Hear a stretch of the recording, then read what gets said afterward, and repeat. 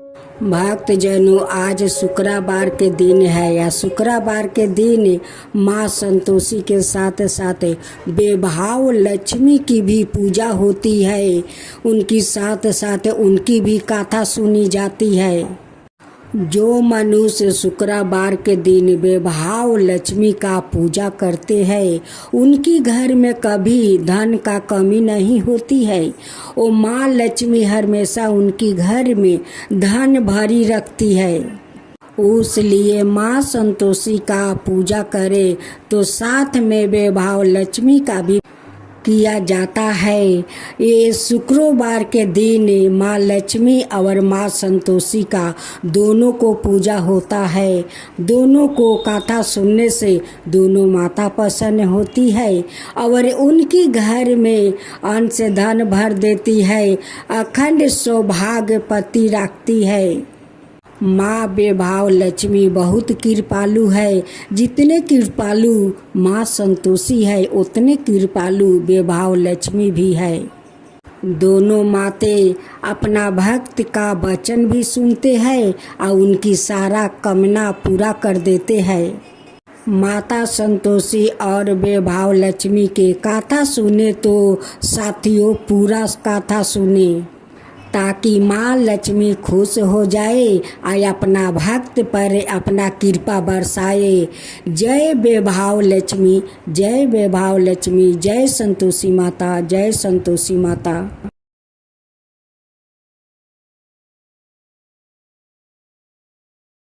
भक्तजनों, आज आप सुने माँ बेभाव लक्ष्मी की व्रत कथा। शुक्रवार का दिन माँ बेभाव लक्ष्मी को समर्पित होता है। इस दिन माँ लक्ष्मी की पूजा अर्चना और व्रत किया जाता है। माना जाता है कि शुक्रवार के दिन विधि विधान से पूजा करने से माँ लक्ष्मी का आशीर्वाद प्राप्ति होता है और उनका साथ हमेशा बना रहता है। माँ बेभाव लक्ष्मी का व्रत वैसे तो कोई भी रख सकता है, मगर जो लोग काफी समय से आर्थिक संकटों का सामना कर रहे हैं और उनकी परेशानी दूर नहीं हो रही है, या फिर उन्हें सही रास्ता नजर नहीं आ रहा है, उन लोगों को हर शुक्रवार या व्रत पूरी श्रद्धा के साथ करना चाहिए।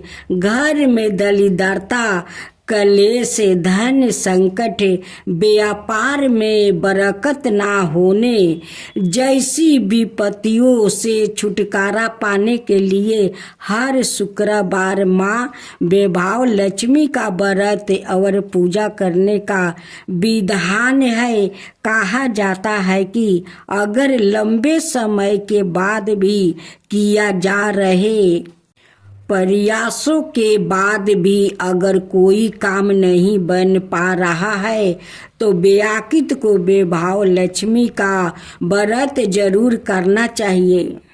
इस व्रत को पुरुष और स्त्री दोनों ही कर सकते हैं। सुहागिन स्त्रियों के लिए यह व्रत ज्यादा शुभकारी माना जाता है। व्रत का संकल्प लेने के दौरान मन में अपनी मनोकामनाओं अवश्य कहनी चाहिए। भक्त को अपनी श्रद्धा और सामर्थ्य अनुसार 9, 11 या 21 शुक्रवार तक माँ बेभाव लक्ष्मी का व्रत जरूर करना चाहिए। शुक्रवार के दिन महिलाओं को ब्रह्म मुहूर्त में उठ जाना चाहिए। सभी नित्य कर्मों से निवृत्त होकर स्नादि कर ले। इसके बाद साफ वस्तु धारण करे और मंदिर की साफ सफाई कर ले। माँ लक्ष्मी का ध्यान करे और व्रत का संकल्प ले। पूरे दिन फलाहार कर आप व्रत कर सकते हैं। पूरे दिन उपवास के बाद शाम के समय फिर से स्नान करें। शाम के पूजा करने के लिए पूरब दिशा की तरफ मुंह करके बैठ जाइए। इसका बाद चौकी पर लाल कपड़ा बिछाए और उस पर वैभव लक्ष्मी की तस्वीर या मूर्ति स्थापित करें। मूर्ति के पीछे या बगल में श्रृंगार रखे। मूर्ति या तस्वीर के सामने एक मिट्टी भर कर चावल का ढेर रख दे। इस पर पानी से भरा हुआ लंबे का कलश रख दे। कलश के ऊपर एक छोटी कटोरी रखे। इसमें सोने या चांदी का कोई आभूषण रख दे। वैभव लक्ष्मी के समक्ष लाल चंदन, गंध लाल वस्तु, लाल फूल अवश्य रखे। प्रसाद में गाय के दूध से निर्मित चावल की खीर बनाए। अगर आप खीर नहीं बना पाए हैं तो सफेद मिठाई का भोग भी लगा दे।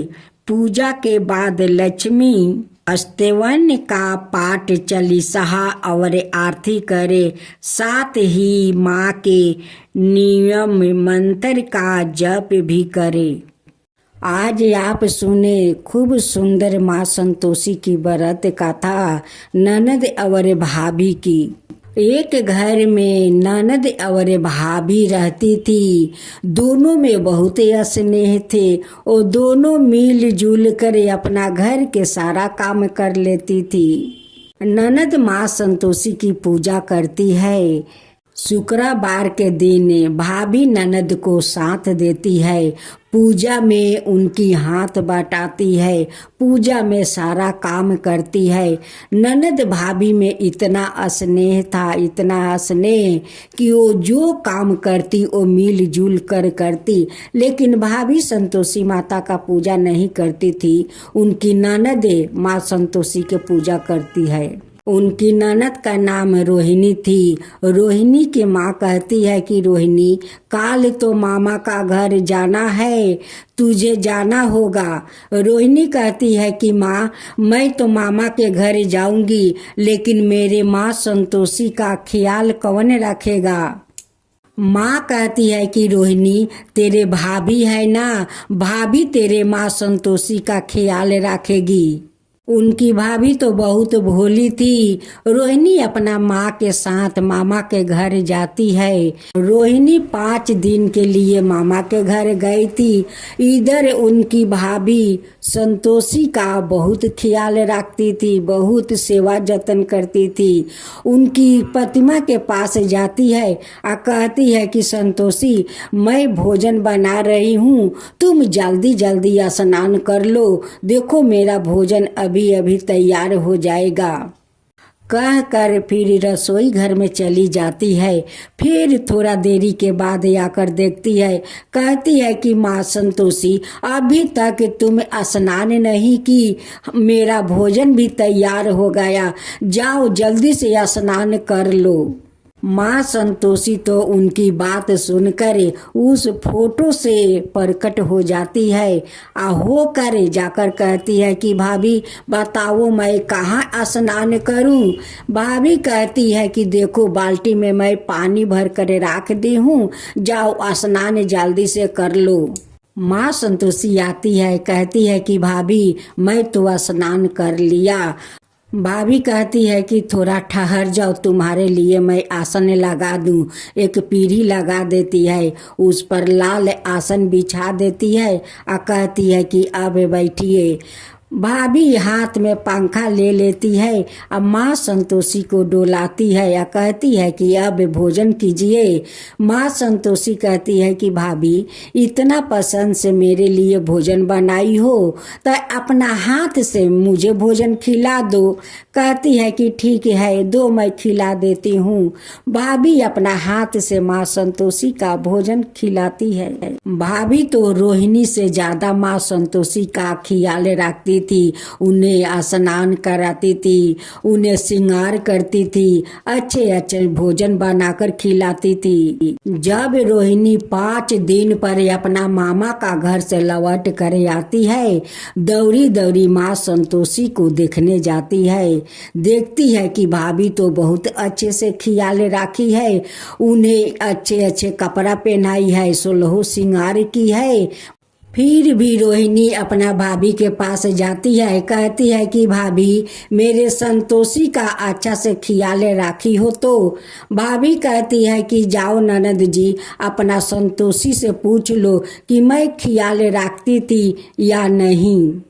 मैं अपना हाथों से उन्हें रोज श्रृंगार करती थी, उन्हें अपना हाथों से भोजन खिलाती थी।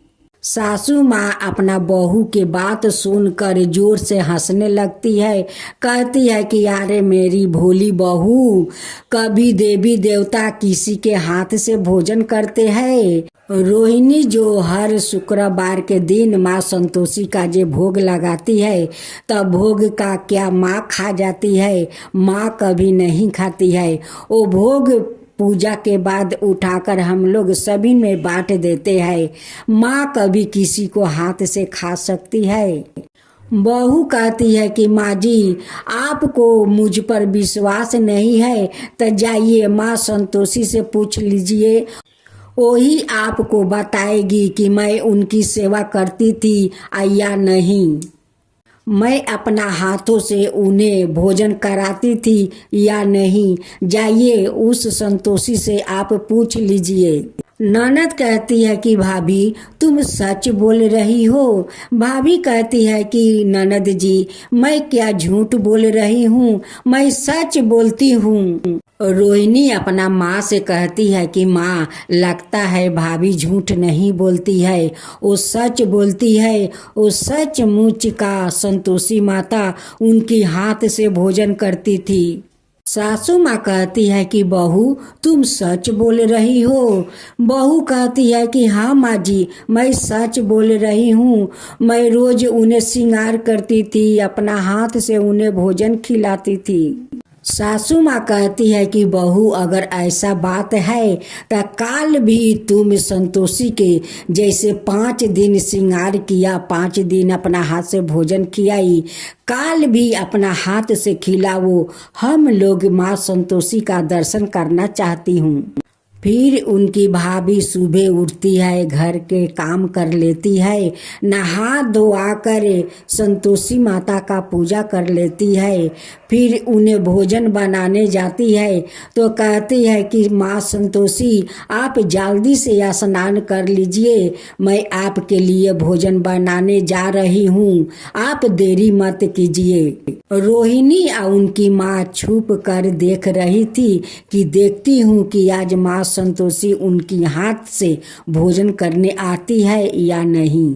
फिर भोजन बनाकर जाकर देखती है तो कहती है कि संतोषी अभी तक स्नान नहीं किया, भोजन तैयार हो गया है, जल्दी जल्दी स्नान कर लो। संतोषी अपना प्रतिमा से प्रकट होती है कहती है कि भाभी मैं कहाँ स्नान करूं?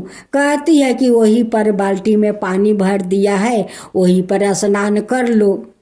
संतोषी आती है, कहती है कि भाभी अब भोजन दो। कहती है कि ठहरो, पीढ़ी लगा देती है, उस पर आसन बिछा देती है और कहती है कि इस आसन पर बैठो। बैठ जाती है और वो पंखा डोलाने लगती है। कहती है संतोषी की भाभी आज भी अपना हाथ से मुझे भोजन खिला दो। अपना हाथ से भाभी माँ संतोषी का भोजन खिलाती है। उसी समय माँ बेटी वहाँ पर आ जाती है और दोनों माँ बेटी हाथ जोड़कर माँ संतोषी से क्षमा मांगती है। कहती है कि हे माँ संतोषी, आज आपको दर्शन हो गया, मेरी बहू के कारण दर्शन हो गया। ननद कहती है कि माँ, मैं 7 बछर के उम्र से आपका पूजा करती हूँ, आप कभी मुझे दर्शन नहीं दिया, आप मेरे भाभी के हाथ से भोजन करती है। माँ संतोषी कहती है कि रोहिणी, तुम तो पूजा पाठ करती हो, भोग लगाकर चली जाती हो, लेकिन तुम्हारी ये भोली भाभी वो मुझे आकर कहती है कि माँ संतोषी स्नान कर लो। वो मेरे लिए भोजन बनाकर ले आती है, मेरे लिए पीढ़ी लगा देती है, उस पर आसन बिछा देती है, मुझे बैठा कर बड़ा प्यार से वो पंखा डोलाती है। कहती है कि अब आप भोजन कीजिए। मैं तो उनकी हाथ से भोजन कर लेती हूँ, इसलिए उन्हें दर्शन दिया है। माँ संतोषी ननद भाभी को आशीर्वाद देती है और कहती है कि ननद भाभी में ऐसे ही स्नेह बने रहे, सौभाग्यवती बढ़ता रहो, तुम्हारा गोद में जल्द से जल्द संतान आएंगे। कह कर माँ अंतर ध्यान हो जाती है। कुछ दिन का बाद उनकी भाभी माँ बन जाती है। उनकी घर में खूब सुंदर एक बालक को जन्म देती है। उनकी घर में खुशियाँ भर गया। ननद भाभी मिलकर माँ संतोषी का धूमधाम से पूजा करती है। जब 16 शुक्रवार हो जाता है तब ननद भाभी मिलकर माँ संतोषी का धूमधाम से उद्यापन करती है। हे माँ संतोषी, जैसे उस भाभी पर आप कृपा किया, उन्हें दर्शन दिया, उनकी हाथ से भोजन किया, वैसा ही सबका ऊपर कृपा कीजिए। हे माँ संतोषी, सबका ऊपर कृपा कीजिए। माँ संतोषी की जय हो, माँ संतोषी की जय हो।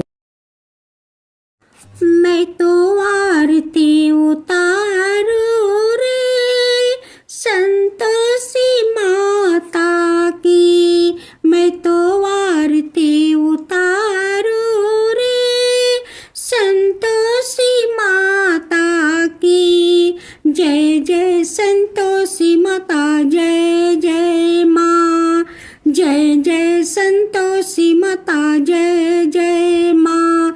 बड़ी ममता है, बड़ा प्यारी माँ की आँखों में, बड़ी ममता है, बड़ा प्यारी माँ की आँखों में, बड़ी करुणा माया दुलारी माँ की आँखों में, बड़ी करुणा माया दुलारी माँ की आँखों में। क्यों ना देखूं मैं बारंबारी माँ की आँखों में, क्यों ना देखूं मैं बारंबारी माँ की आँखों में। दिखे हर घड़ी, दिखे हर घड़ी नया चमत्कार माँ की आँखों में, देखे हर घड़ी नया चमत्कार माँ की आँखों में।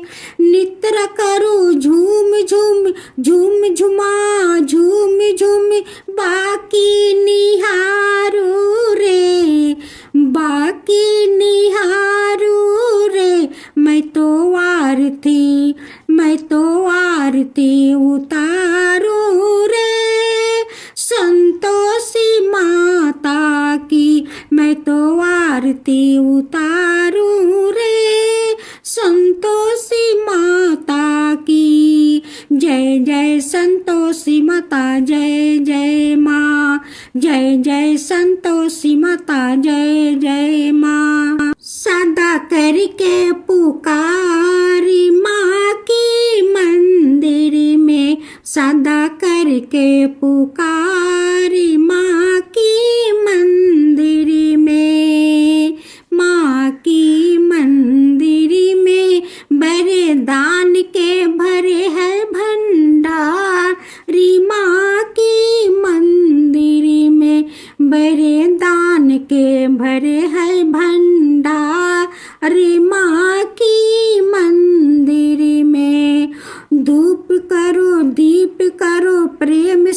सहित भक्ति करो जीवन सुधारो रे।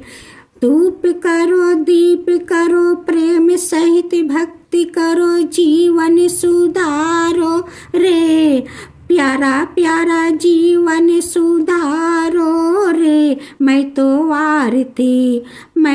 आरती उतारू रे। संतोषी माता की मैं तो आरती उतारू रे। संतोषी माता की जय जय संतोषी माता जय जय माँ। जय जय संतोषी माता जय जय माँ।